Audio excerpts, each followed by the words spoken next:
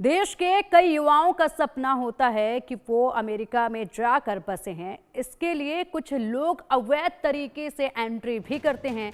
कई लोग अमेरिका जाने के लिए बर्फीली नदी और तपता रेगिस्तान पार करने से भी गुरेज नहीं करते हैं। ये लोग जान हथेली पर लेकर अमेरिका तक पहुंच तो जाते हैं, लेकिन वहां उनका भविष्य अधर में ही रहता है। उन्हें ये डर लगा रहता है कि कहीं अमेरिका की पुलिस उन्हें उठाकर जेल में बंद ना कर दे। जब से ट्रंप सरकार आई है, ऐसे लोगों को डर और भी सताने लगा है, क्योंकि ट्रंप ने अवैध तरीके से रह रहे लोगों को यूएसए से निकालने की कसम खाई है। इनमें 18,000 भारतीय भी हैं जिन्हें भारत लौटाया जा रहा है। अमेरिकी मिलिट्री प्लेन्स ऐसे ही भारतीयों को लेकर भारत आया है और जिनकी खौफनाक दास्तां बड़ी अजीब है। बताया गया है कि ट्रंप ने हथकड़ी लगवाकर मिलिट्री प्लेन से 104 भारतीय भेजे हैं। हथकड़ी लगवाकर मिलिट्री प्लेन से 104 भारतीयों को भेजा गया है, ये इसमें जानकारी आई है। अमेरिका ने 104 भारतीयों को भेज दिया है भारत में। अमेरिकी मिलिट्री प्लेन आज अमृतसर पहुंचा। उसकी तस्वीरें ये हैं। 35 घंटे के सफर के बाद ये पहुंचे हैं यहाँ पर। हरियाणा गुजरात के निवासियों की संख्या बताई गई। पंजाब के 30 हैं, हरियाणा गुजरात के 33 लोग इसमें शामिल हैं और ऐसे में कुल मिलाकर 104 लोग। और ये एक पहला जत्था जो आज पहुंच चुका है यहाँ भारत में। और ऐसे में 35 घंटे का ये सफर था। 104 भारतीय हैं जिसमें बच्चे भी, महिलाएं भी शामिल थी और आज ये लोग पहुंचे हैं। और बहुत ही अलग दास्तां जो है इनके यहाँ पहुंचने के बाद सुनने को मिली, जानने को मिली, जिसके बाद अब जो है बाकी लोगों को भी डर सताने लगा है। बता दें कि जैसे ही ट्रंप दूसरी बार सत्ता में आए, सत्ता में आते ही के साथ जिस तरीके से उन्होंने एक के बाद एक कड़े कदम उठाने शुरू किए, उनमें से एक जो कड़ा कदम उनका था वो प्रवासियों को वापस उनके देशों में भेजने का रहा। और ऐसे में यहाँ पर भारत के साथ बात भी हुई थी और अमेरिकन सरकार की जब भारत के साथ बात हुई तो इस पर भारत ने सहमति जताई थी और उसी के बाद ये कदम जो है वो उठाया गया। और ऐसे में ये पहला जत्था आया जिसमें 104 लोग शामिल हैं। 104 भारतीय हैं जिनको अमेरिका ने भारत में वापस भेज दिया है। तो डोनाल्ड ट्रंप के दूसरी बार सत्ता संभालने के बाद से ये अमेरिका में रह रहे भारतीयों का पहला निर्वासन है। इससे पहले सुरक्षा अधिकारियों ने बताया है कि उन्होंने आने वाले लोगों की सूची चेक कर ली है और उसमें कोई भी शातिर अपराधी नहीं, ये बताया गया था। सबसे पहले जो है जानकारी इन लोगों के नामों के साथ जो है वो ले ली गई थी जिसमें कोई भी अपराधी नहीं था। ये बात भी जो है वो कही गई थी, लेकिन यहाँ पर इनकी जो दास्तां है वो काफ़ी अलग है। ऐसे में अब इसी मुद्दे पर चर्चा के लिए हमारे साथ हमारे खास मेहमान जुड़ गए हैं और हमारे खास मेहमानों का रुख हम करेंगे। विदेशी मामलों के जानकार संजीव श्रीवास्तव जी हमारे साथ हैं।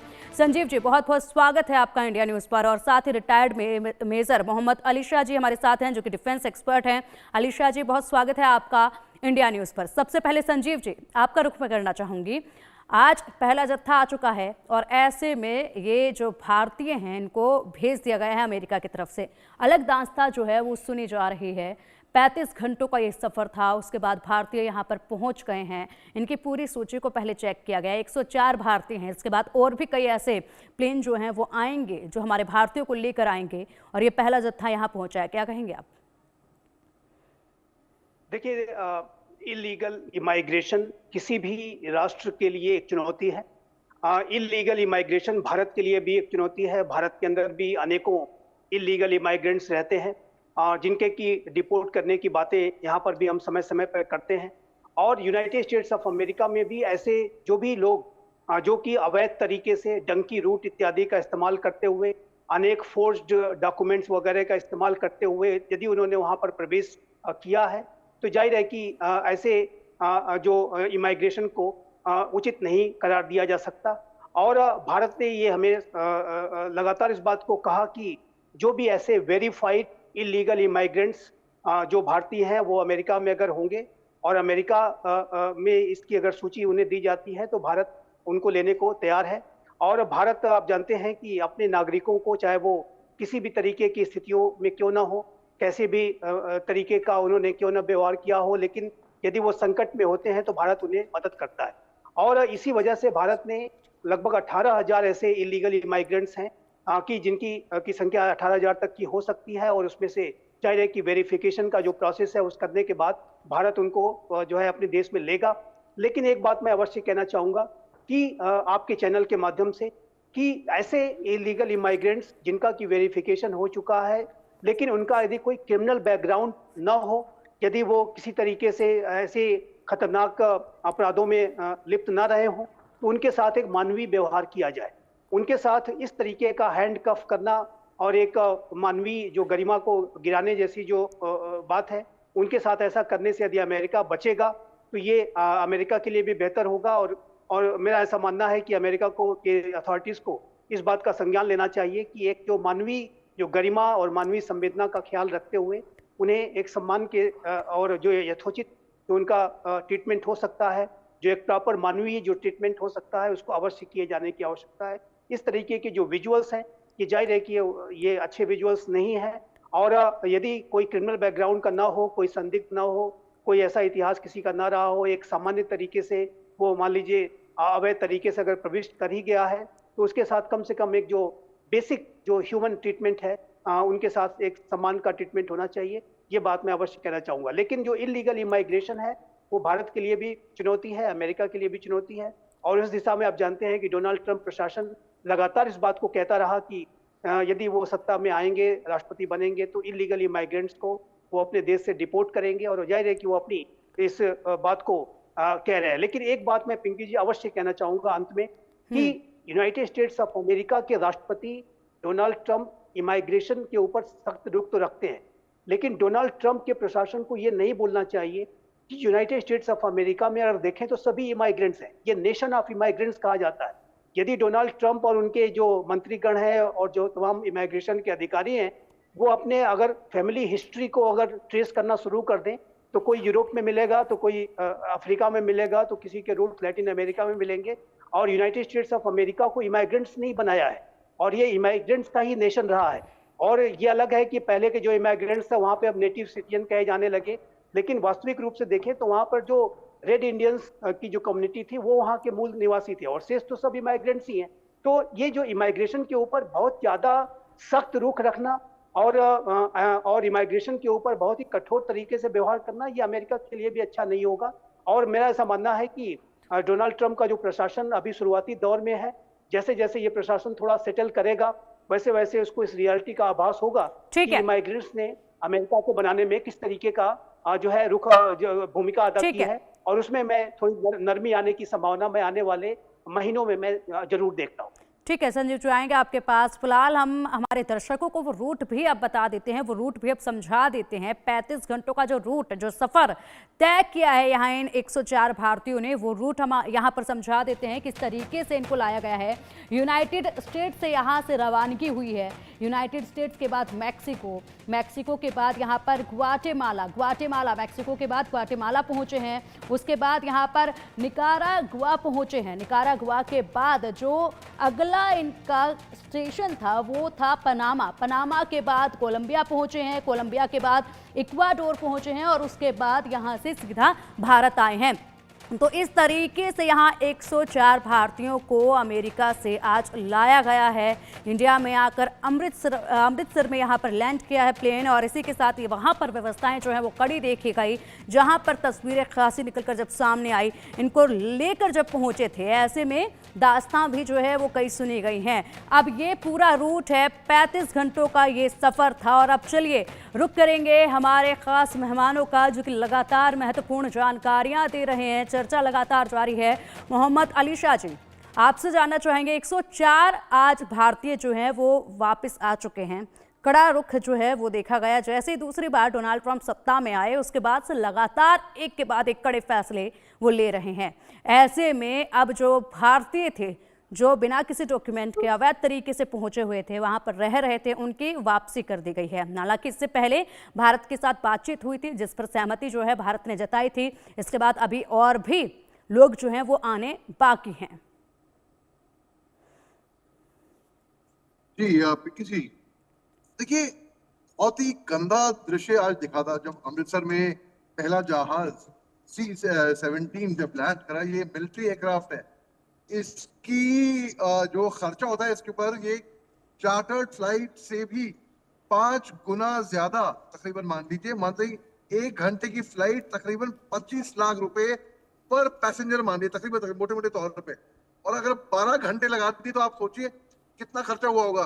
और खर्चा अलग, इसके अलावा हैंडकफ करके, क्या क्यों भाई कोई गुनहगार है क्या है? बहुत ही दिल दुखा देख के कि हमारे हिंदुस्तानियों के साथ ऐसा ईगल इमिग्रेंट्स बोलकर ऐसा सलूक किया गया, ये कोई अच्छी बात नहीं है, ये कोई खराब बात है बिल्कुल। अब देखिए, क्या वो असल में इलीगल इमिग्रेंट्स थे या वो कि प्रॉब्लम क्या थी? तो ये देखना है कि इसके बारे में प्रॉपर हमको, बल्कि एमईए को एक अमेरिका के साथ एक बैठक होनी चाहिए, एक बात करनी चाहिए उनसे कि भाई क्या है, कि ऐसे करके क्यों इनसे भेजा, क्योंकि ये मंजूर नहीं है। मेरे को बहुत दिल दुखा मेरा देख करके, चाहे पंजाब हो, हरियाणा हो, कहीं के भी लोग हो, हमारे हिंदुस्तानियों के साथ ऐसा सलूक किया गया है, वो भी विदेश में, अमेरिका से।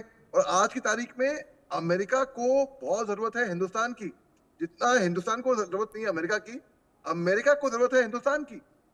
आपको मैं एग्जांपल देता हूं। मैं जिस दिन कोविड के टाइम पे रॉ मटेरियल्स पे अमेरिका ने हिंदुस्तान पे सैंक्शन लगाए थे कोविड वैक्सीनेशन के, जिस दिन हिंदुस्तान ने 1 मिलियन वैक्सीनेशन एडमिनिस्टर करे एक दिन में, उसी दिन, भला इसको महज इत्तेफाक बोले या कुछ भी बोले, उसी दिन अमेरिका ने वो सैंक्शन, वो पाबंदियां, वो रिस्ट्रिक्शन उठाई थी हिंदुस्तान के ऊपर से। तो जब हम देखते हैं कि हमारे हिंदुस्तानियों के साथ ये सलूक किया जाए, एक प्रॉपर वेरिफिकेशन बताइए, रिपोर्ट बताइए कि क्या वो गुनहगार थे, क्या कोई हिस्ट्री शीटर थे वो, या क्या क्या थे वो, तो तब जाके मालूम पड़ेगा कि भाई हाँ हुआ क्या। नहीं तो फिर ये दिस इज नॉट, ये कोई अच्छी बात नहीं है।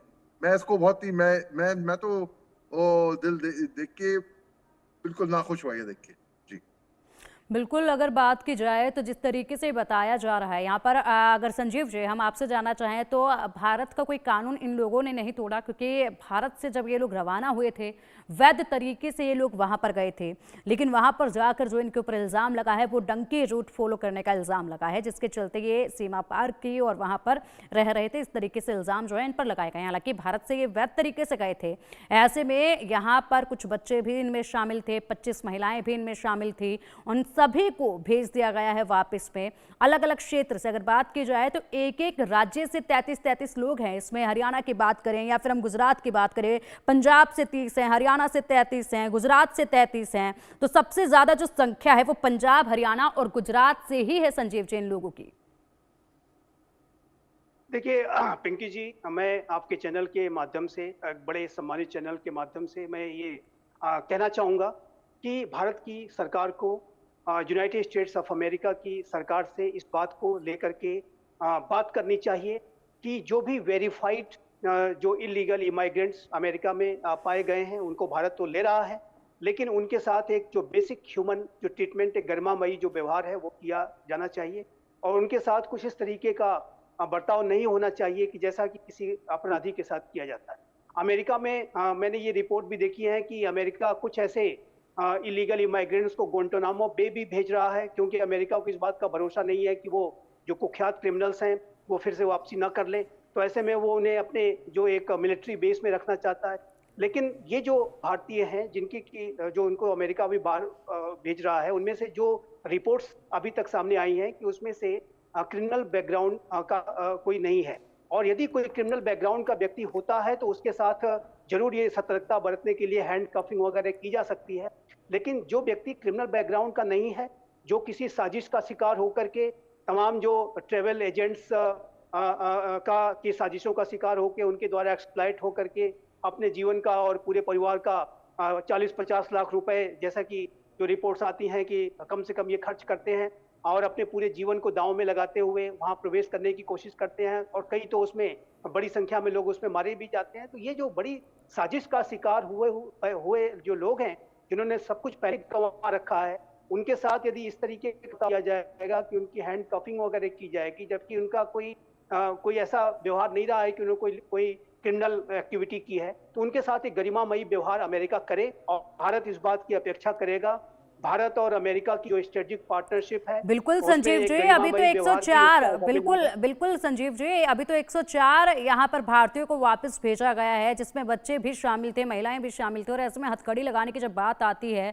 तो वाकई में निंदनीय है ये। और ऐसे में अभी और भी लोग जो हैं वो वापस आएंगे, तो उनके साथ शायद ये जो इस बार इन्होंने अपनाया है हथकड़ी लगाने का, हालांकि पहले ही कह दिया गया था कि किसी पर भी कोई भी यहाँ पर क्रिमिनल केस नहीं है, कोई कोई भी ऐसी चीज़ों में इन्वॉल्व नहीं है, सबकी छवि साफ सुथरी है, लेकिन बावजूद इसके इस तरीके से कोई बनती नहीं है, इस तरीके से कानून भी नहीं है जिसके जरिए उन्होंने ये किया हो। और ऐसे में इस पर शायद भारत को एक कड़ा रुख जो है वो रखना चाहिए, क्योंकि अब जो अगला जत्था आएगा भारतीयों का उस वक्त पर ऐसा ना हो। अलीशा जी क्या कहेंगे इस पर आप? देखिए, आपको मैं एग्जांपल देता हूं मैं कि आप हथकड़ी क्यों लगाते हो, जिसको लगाते हो क्योंकि भाग ना जाए ना इंसान। अगर भागेगा तो हथकड़ी से वो बिल्कुल। रिस्ट्रिक्ट हो जाएगी इसकी मूवमेंट। लॉजिक तो यही है। हाथ की लगा के क्या मतलब? अगर बेइज्जती करनी है, इधर उतारनी है, ह्यूमिलेट करना है तो वो बात अलग है। आप हथकड़ी लगा रहे हैं जिनके ऊपर कोई क्रिमिनल केस ना हो, और आप बच्चे भी उसमें शामिल है, बाय द वे महिलाएं भी उसमें शामिल हैं, खवातीन, आप हथकड़ी लगा के भेज रहे हो। आई मीन, और वो भी किस में? C-17 ग्लोमास्टर, ये ट्रांसपोर्ट जहाज होता है मिलिट्री का, इतना ज्यादा खर्चा होता है, नॉर्मल उसमें नहीं। तो आप दिखाने की कोशिश कर रहे हो, आप एक मैसेज भी दे रहे हो कि I am very serious about it. आप ये नहीं देख रहे कि दुनिया में आपकी जगह सही होएगी। पर डोनाल्ड ट्रंप साहब जो सत्ता में आए हैं, हमने चेयर भी किया, हमारे हिंदुस्तान के दोस्त भी हैं, ठीक है, और ये क्या तरीका हुआ? This is not good manners. ये कोई ये तमीज की बात नहीं है बिल्कुल भी। तो इसको मैं वाकई में हर हिंदुस्तानियों का दिल रोआ होगा देख के, दिल दुखा होगा देख के। बिल्कुल अलीशा जी, बिल्कुल जिस तरीके से ये बिल्कुल अलीशा जी, एक तरफ तो यहाँ पर भारत के साथ जो है अमेरिका के रिश्ते मजबूत होते नजर आते हैं, जो तस्वीरें निकलकर डोनाल्ड ट्रंप के साथ प्रधानमंत्री मोदी की निकलकर सामने आती है, गहरी दोस्ती वो देखी जाती है। शपथ ग्रहण कार्यक्रम की उनकी बात करें तो जिस तरीके से भारत को आगे रखा गया था, वो एक मजबूत पैगाम जो है वो दिया गया था, न केवल भारत और अमेरिका की जनता को बल्कि पूरी दुनिया को। और ऐसे में उसके बाद अब ये एक तस्वीर निकलकर सामने आती है तो जाहिर सी बात है सवाल कई खड़े होते हैं। ऐसे में भारत को भी इस पर रुख जो है वो रखना चाहिए। संजीव जी, किस तरीके से भारत को इस पर अपना रुख रखना चाहिए? क्योंकि अगर इनके ऊपर कोई इनकी छवि बिल्कुल साफ है, कोई क्रिमिनल एक्ट इन पर नहीं है, कोई वहां से पर इन्होंने कोई गुनाह नहीं किया है, पूरी तरीके से बाकायदा इज्जत के साथ इन्हें भारत में वापसी करनी चाहिए। भारत पहले ही सहमति जता चुका था, उसके बाद इस तरीके से अगर किया गया तो क्या कदम भारत को उठाना चाहिए? देखिए, भारत को इसके बारे में अमेरिका के प्रशासन से, ट्रंप के प्रशासन से बातचीत करनी चाहिए और इस पर अपनी कड़ी आपत्ति दर्ज करानी चाहिए। और जाहिर है कि इस तरीके का जो एक बेसिक ह्यूमन जो ट्रीटमेंट है, जो किसी भी एक सामान्य व्यक्ति को दिया जाना अपेक्षित है, वो अमेरिका को देना चाहिए। अमेरिका जो अपने आप को कहता है कि वो विश्व का सबसे पुराना लोकतंत्र है, और वो जब भारत के साथ दोस्ती की बातें करता है तो वो कहता है कि दो विश्व के सबसे बड़े लोकतांत्रिक राष्ट्रों के बीच के संबंध हैं और ये स्ट्रेटेजिक पार्टनरशिप हमारे साझा लोकतांत्रिक मूल्यों की है। तो साझा लोकतांत्रिक मूल्यों का तो आधार है कि वहाँ की जो जनता है उनके साथ एक गरिमामयी व्यवहार किया जाए, एक दूसरे की देश एक दूसरे की जनता के साथ गरिमामयी व्यवहार करे। यदि कोई अमेरिकन भारत में इस तरीके के किसी मामले में अवैध तरीके से यहाँ पर पाया जाता है तो क्या भारत उन्हें हैंडकफ करके भेजेगा? मुझे तो नहीं लगता कि भारत इस तरीके का ट्रीटमेंट किसी अमेरिकी नागरिक को देगा। तो अमेरिका को भी इन संबंधों की महत्ता को जानते हुए और इस बात को समझते हुए कि ये जो पार्टनरशिप का रिलेशनशिप है और ये एक समान लेवल पर ही हो सकती है, और भारत भी अपने आप में एक बड़ी महाशक्ति है। यूनाइटेड स्टेट्स ऑफ अमेरिका यदि विश्व का सबसे पुराना लोकतंत्र वो कहता है तो भारत विश्व का सबसे बड़ा लोकतांत्रिक राष्ट्र है। और ऐसे में बिल्कुल संजीव जी, बिल्कुल जो गरिमा है उसी तभी बनी रह सकती है कि जब वहां के भारत के नागरिकों के साथ एक मानवीय और सम्माननीय तरीके का व्यवहार अमेरिका करके दिखाए। बिल्कुल। और इस संदर्भ में भारत की सरकार को अमेरिका की सरकार से निसंदेह बात करनी चाहिए। बिल्कुल संजीव जी, अमेरिका भारत के साथ जिस तरीके से संबंध अपने दिखाता है, दोस्ती जिस तरीके से दिखाता है, उसको निभाना भी चाहिए और उम्मीद करते हैं कि इस पर भारत भी अपना स्टैंड जरूर रखेगा और उसके बाद आगे जब दूसरा जत्था यहाँ पर पहुंचेगा तो उनके साथ ऐसा व्यवहार नहीं किया जाएगा। फिलहाल बहुत शुक्रिया संजीव जी आपका इंडिया न्यूज़ के साथ जुड़ने के लिए। मोहम्मद अलीशा जी आपका भी बहुत शुक्रिया इंडिया न्यूज़ के साथ जुड़ने के लिए, इस चर्चा में भागीदार होने के लिए। बुलेटिन में अब रुकेंगे एक छोटे से ब्रेक के लिए। खबरों का सिलसिला लगातार जारी रहेगा, आप देखते रहिए इंडिया न्यूज़।